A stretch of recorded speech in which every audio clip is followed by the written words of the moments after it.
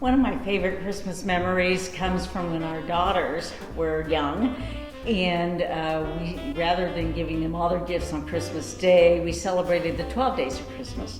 So the first day, on Christmas Day, they get a larger gift, and then each day after that would be something small. I mean, it could be as simple as a pack of underwear, which they hated getting, but they needed, or it could have been going to a movie together as a family, all sorts of things during those 12 days.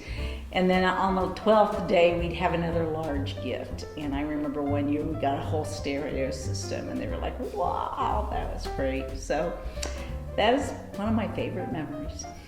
I think the most memorable Christmases that really just hold so sincere in my heart is as a child, probably from the ages of till about 12 years old, I went to my sister's, and she was quite a bit older, and we would go to her house. She had the small children.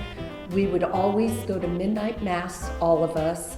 More family would come, and Santa, when we would get back about 2 a.m., Santa would have come, and then we'd have food. Then we'd go to the bowling alley and go bowling, and probably get to bed early morning. And I just always think about that each holiday season. This is not a favorite memory, but it's a very memorable memory. One of the calls my dad was serving was a church in Michigan. Not super northern Michigan, but Michigan nonetheless. And it was one Christmas Eve. We were doing a live nativity in -degree weather. And I think that is why I do not like the cold. But this is me in like 2nd or 3rd grade, wearing 500 layers of clothes underneath my cute little angel outfit. And I was the angel that stood behind Jesus in the live nativity. So I have to start by confessing that as a kid, I used to snoop for presents. And it was late grade school, and I really wanted one of the AFX slot car sets. And I was looking around my parents' bedroom one day, and underneath their bed I found a bag, and in it was an extra slot car. So a couple days later, we're at our best friends, the Martins, and I'm downstairs in the basement playing pool with my friend Michael, who at that point was probably in high school. And I excitedly said to him, hey, I think I'm gonna get that race set this year. And he walks over to a closet, opens the door and says, yeah, it's right here. Your parents are hiding it in our house. I felt so bad about it. I had to confess to my parents what had happened. Now, the good news is that I still got the race set, but that year my father instituted a new family tradition. There were no more names on presents. There was a code on them, and we had to break the code in order to be able to open our presents. And so this lasted all the way through high school until I graduated, and there was one year we just could not break the code. And Christmas morning confessed to Dad, I don't know what's going on, and he pulls slips of paper out of his wallets and he said, there's no code this year, I just wrote them all down. One of my most vivid memories of Christmas time was caroling with the folks at St.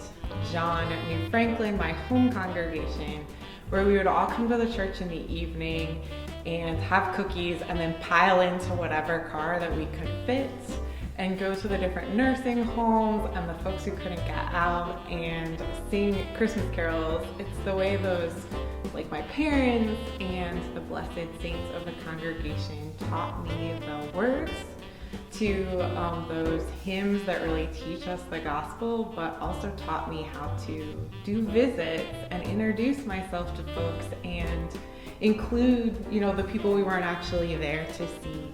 And so I think it was actually probably part of my call to ministry, as well as something that I treasure about this season and the way that we share the gospel. My family had specific rules for how Christmas morning worked, and we were not allowed to go see the Christmas tree until everybody was awake. So growing up, we would go pile into my parents' bed until everyone was awake before all going to see the tree together.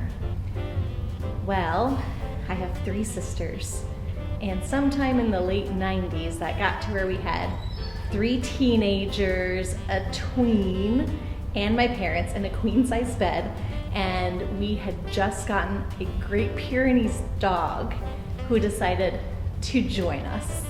So imagine 6 people, a giant dog, all in bed, and my dad still was pretending to be asleep.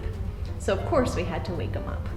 And we heard the bed crack, but thankfully we were okay. But piling all my family together on Christmas morning will always be a memory that I will treasure.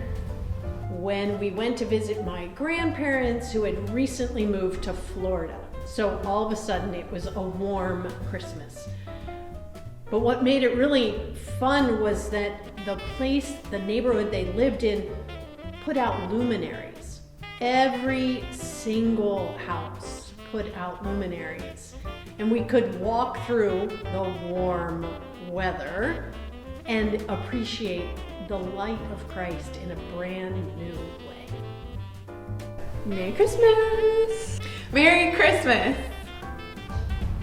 Merry Christmas! Merry Christmas. Have a blessed Christmas, everyone, and a joyous New Year. Merry Christmas, everyone. From my family to yours, Merry Christmas.